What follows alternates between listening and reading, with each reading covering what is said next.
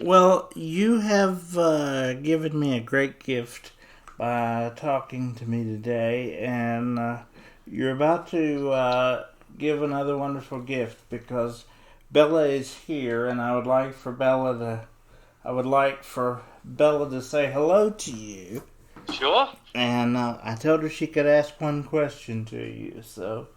Excellent. So here is Bella. Gavin, if you would say hello to Bella. Hey, Bella, how's it going again? Thank you directly for the compliments that you paid about me to your dad. And I appreciate that you appreciate George Harrison just as much as me. Hi, I love George. The best.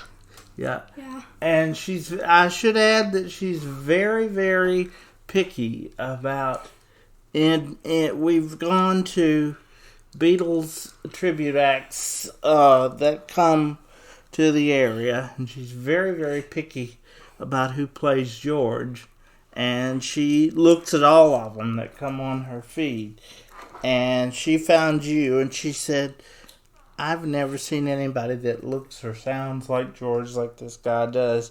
And she had researched you and found your name. And then she found you were playing in Roanoke. And the Fab Four was playing in Roanoke, rather. And she said, you've got to try and get an interview with this guy. And here you are talking to me, a $12 a week newspaper columnist from Whiteville, Virginia. We're in a town of about 8,000 people. And I would like to tell you that I was born with cerebral palsy and bound to a wheelchair all my life.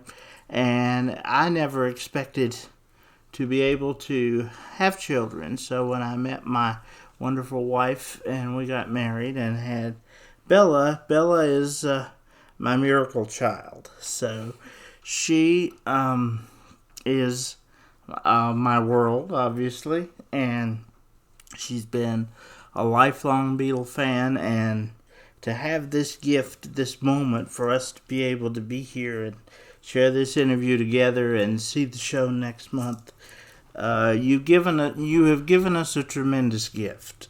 So thank you so much for that. The pleasure's all mine, man.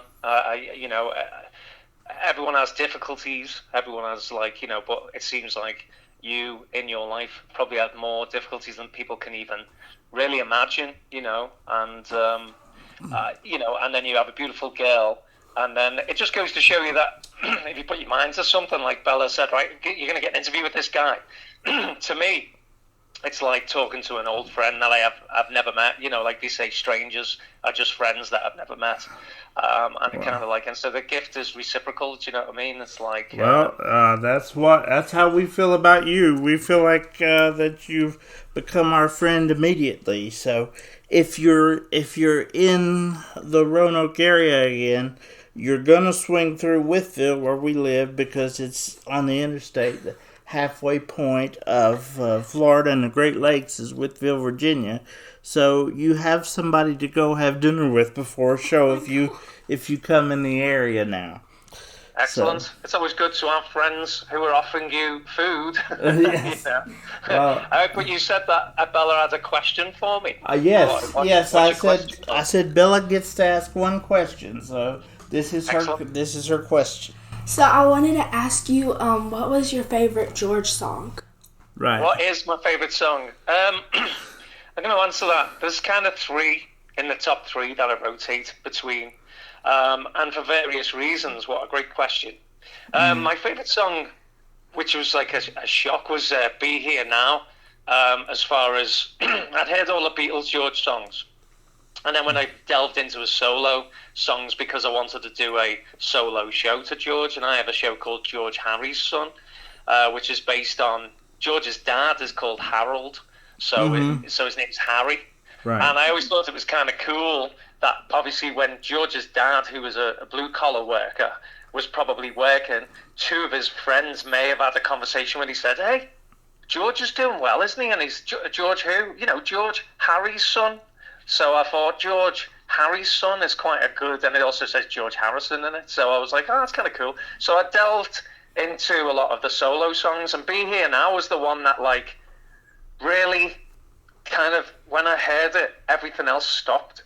Like, you know, it was a song that I just was like, right, I can't just be listening to this song and be making boiled eggs or doing something. I've got to stop and give this song all my attention, and that kind of hit me out of nowhere, really, because I'd already heard a lot of his songs. My favourite song in the Beatles is "Here Comes the Sun," because he wrote it on the eve of the breakup of the Beatles, and you know, and you're only 11 right now, but throughout your life, you'll be in times where you're like, something's ending. It's like, oh no, school's ending, or I'm in this job, but like I'm moving to another job. So there's always these endings that are happening, but it's also new beginnings. You never really, as you jump into the next thing, you never really think. You think about the old thing. Oh well, I've moved out of high school now, or I'm moving to college, or I'm moving out of college. And so "Here Comes the Sun" is very good because it makes everything okay. It like goes. He was on the eve of the breakup of the Beatles, but don't worry, you know. Summer will arrive, spring and summer will come again. There'll be winter, and then everything will kind of like die off. But then the summer comes again, you know, spring and summer, and it gives you that kind of like hope. And he even says in the song, it's all right.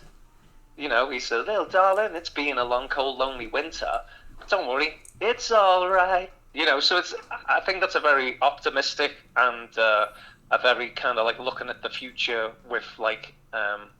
Being happy about it, like the change is happening, but like I'm going to move into the next phase. So I like that song. And last is "Give Me Love, Give Me Peace on Earth," because I think it's a cool song to play. Not only the message about give me love and give me peace, which is what George is about. Give me love, give me light. I think it's really if you ever play music, which I hope, do you play an instrument, Bella? I can play a bit of the piano, but not really. Okay. Well, playing an instrument's really good, not just to, you know, not many people get to make a living playing music, you know, it's a very, you have to be lucky. They have this thing called opportunity, you know, when luck meets opportunity, that's when you need to have like, you know, and you need to be ready as well. But if you were to play piano and you took it, which I hope you do, because it's helped me through a lot of times where things have gone kind of wrong, but like the pandemic, you know, I kind of went into my music. I was like, right, and music is a very kind of therapeutic thing, but if you learn to play piano, which I hope you do, if you learn "Give Me Love, Give Me Peace on Earth," you'll see that the chords are really cool.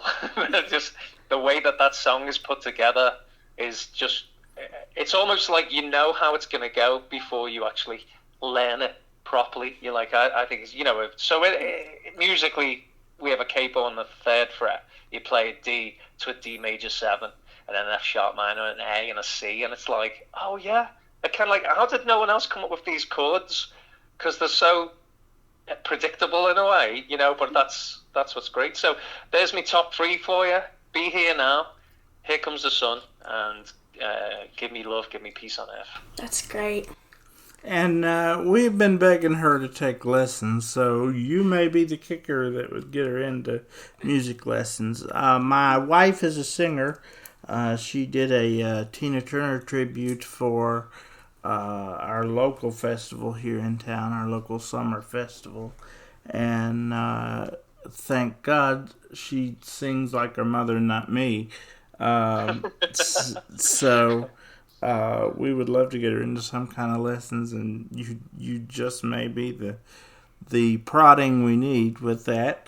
I hope she does. It's I'm telling you now, it's like it's one of those. When you're in a social situation as well, Bella, you know, like if you're in a social situation and people that you don't know are around and you can play an instrument, they gravitate to you straight away. Yeah, absolutely. Like, you don't even need to say, "Hey everyone, I'm Bella and I'm cool." You don't have to say that. You just literally play on the piano and everyone goes, "That's Bella, she's cool." It's like a magnet. And you know, and I think, and you're 11, so that means you've got plenty of time. You put an hour in a day, half an hour to an hour a day, just learn your basic chords. Again, little steps. Don't think about trying to sound like Elton John. Just try to do your major scales, you know, like, and do that, and then within a year you'll be playing songs to like people. So it's it's a very, they say the hardest step of any journey is the first. That's the first thing you have to decide. Hey, I'm gonna do this, and and I'll tell you in the future when I see it again, it might be years down the line. You'll be like, you know what? I can play all those songs now. I know what you mean. So if you start now, you'll and especially if you have a musical mom, that means that there's a genetic in there that is like it'll be easier for you than it is for regular people who don't have any musical gene. So anyway, that's my thing. I'm looking at you like almost. I have a son who's 15, and I got him into guitar when he was around 12, and now he's way better than me. And I'll hear him playing, and he might make a mistake, and I'll come up and go, "You can play this easier if you do this," and I just kind of help him. So you have your mum who could like go, "Hey, this sounds good, but if there's a note missing," and then you add it, and you go, "Yeah, like that." So that'd be what I'd tell you. Just try to give it a go. A great thing, and in addition to being a big George Harrison fan, we also love the Traveling Wilbury era of George Harrison, because he was connected with those other great legends, Roy Orbison, Tom Petty, Jeff Lynne, Bob Dylan. That was a really terrific era of music. And you mentioned when you were growing up in England in the 80s that you were into the bands that were popular at the time. My number one guy is Mr. Phil Collins. So Genesis is my favorite band. And that was actually Bella's first concert. We went to see Genesis when they came to Charlotte on this last tour. So she has a very extensive background in British rock especially. So Phil Collins, he was a good piano player too. Yes, absolutely. And a very, very, very good drummer. His drumming was off the charts. But he was actually in attendance on A Hard Day's Night in the movie, wasn't he? Yes, he was. A little kid, yeah. And he did some sessions on All Things Must Pass, but they were never able to pinpoint that any of his work made the actual recording. Right, yeah. I imagine at the time that they were all getting stoned and stuff, and people were just coming in and out like, just lay down a tambourine track, and no one was writing down who did what. I did hear a funny story one time related to that. Is Ringo always believed that he played drums on a song on All Things Was Past. I don't know if it was My Sweet Lord or something, but what happened was they sent, I don't know if this is true, but apparently they sent Ringo out to the shops to get something, probably milk or something. We need some milk for tea. And they sent him out, and when he was away, was it Alan White, came on the drum kit and just like played, and then for the longest time Ringo thought he did the drums, but it wasn't. It was another drummer stepped in while he was out. But I'm sure they were all mates. So except for John and Paul at the time, everyone was mates, because George played on John's, and John and Ringo played on George's thing. So they were four lads growing up in Liverpool, all had the same experience, and then eventually, conquered the world. But when they talked to each other, they probably didn't talk to each other like, "That's the great Sir Paul McCartney." They probably just went, "Paul, shut up. Shut up. Who ate all the chocolate, man? Paul, you greedy bugger. What are you doing?" So they probably talked to each other like that, exactly. But obviously... Like brothers. Like brothers, yeah, because they all went through the same thing. The whole world was going crazy, and they were just writing tunes. They were like, "Oh, I've got this song," and poor George as well. George had the best solo album, I think, because he had all these songs around the White Album all the way through. He wrote All Things Was Past during the White Album, in 1967.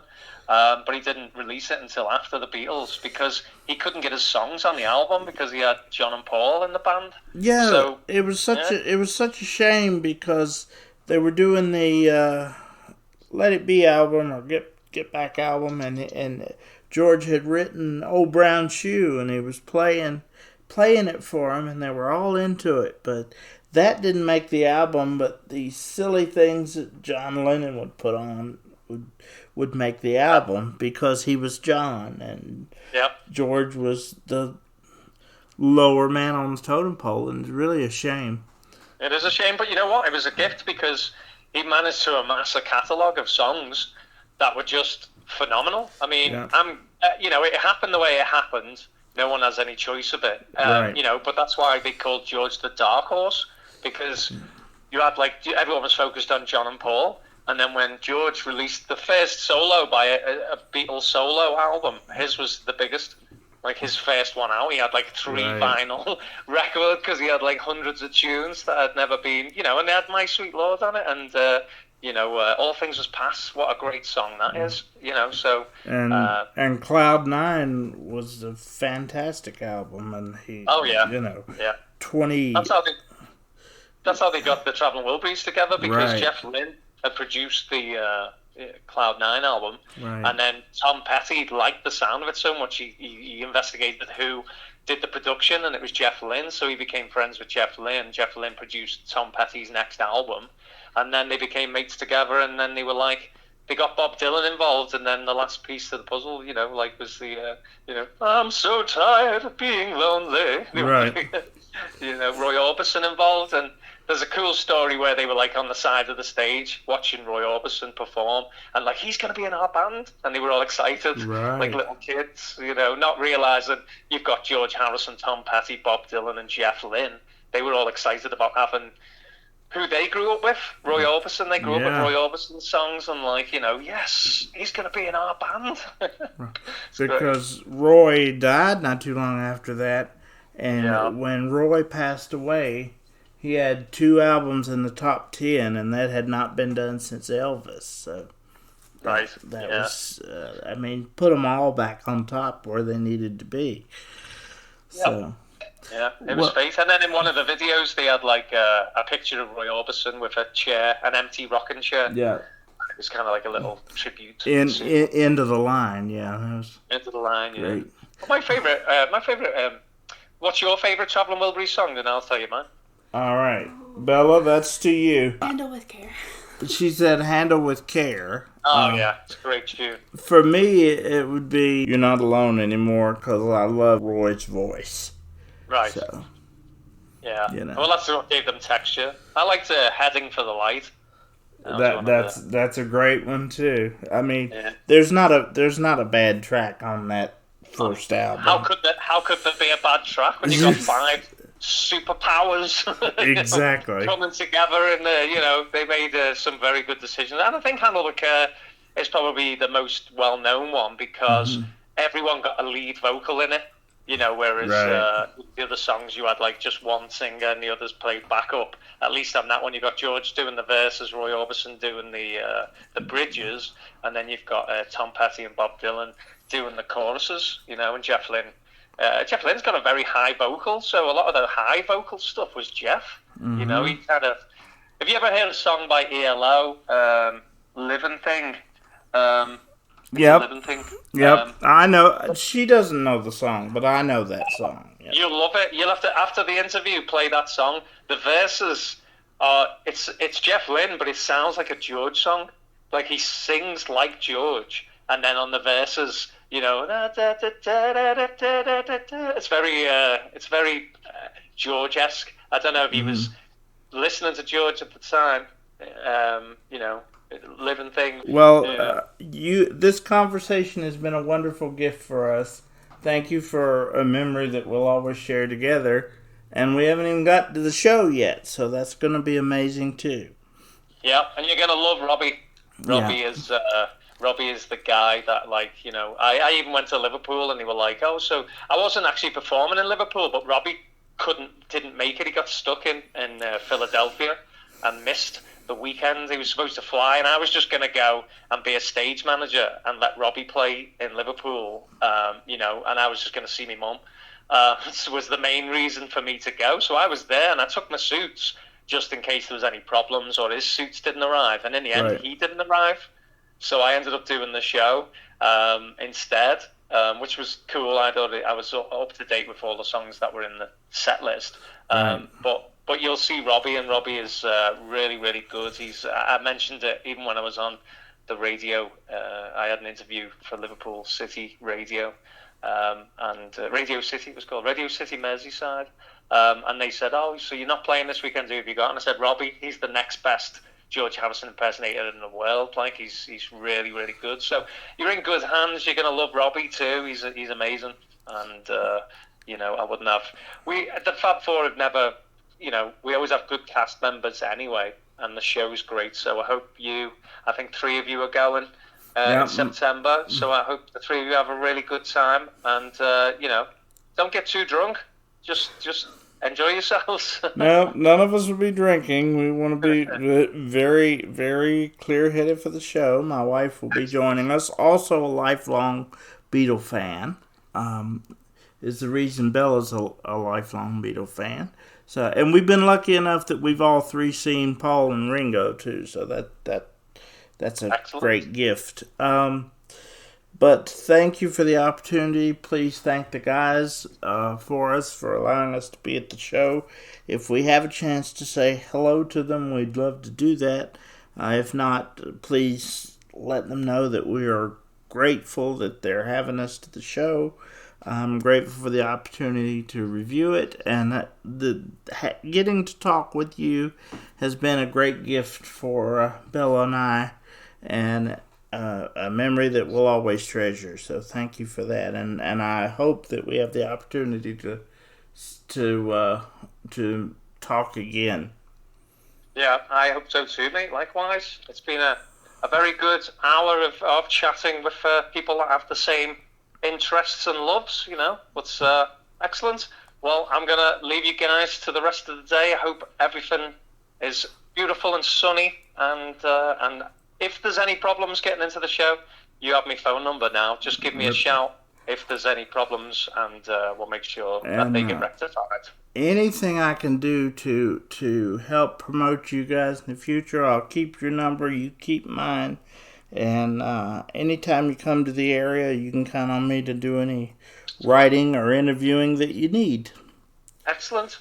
Well, I appreciate it. Today has been a gift for everyone, and I'm going to go and pick up my son because he's at guitar here. You see, Bella, he's at a rehearsal playing guitar because he loves it so much, So I bid you guys a great day, and again, any problems coming into the show, let me know, and I'll make sure that you guys are in and there's no problems. My pleasure. Thank you very, very much, sir. Excellent, guys. Have a great day. All right, you too. Bye-bye. Bye-bye.